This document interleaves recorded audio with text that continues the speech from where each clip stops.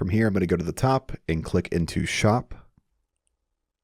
Then I'm going to scroll up to the top and click on the back button. Then click into Product Catalog.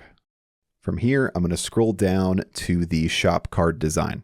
Right now I have it on Design 2, but you can try out Design 1 and see if you think it looks better. The main thing that's going to change is the Sale button.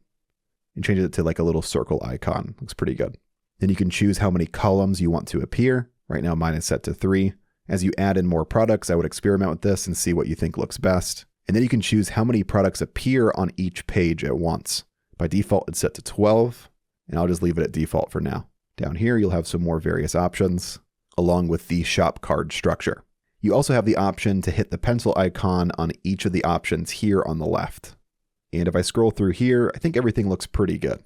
Before we move on, let's check out the design settings at the top. So click into Design. And here you can choose whether it's left aligned, center aligned, or right aligned. I think for a shop page like this, it makes the most sense to keep everything left aligned. So I'll just leave it like this. To save our changes, let's click on Publish at the top. And before we move on, let's go back to our home page and see how our products are appearing there.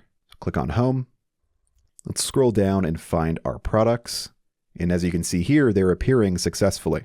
And I think these products look really good within our home page here.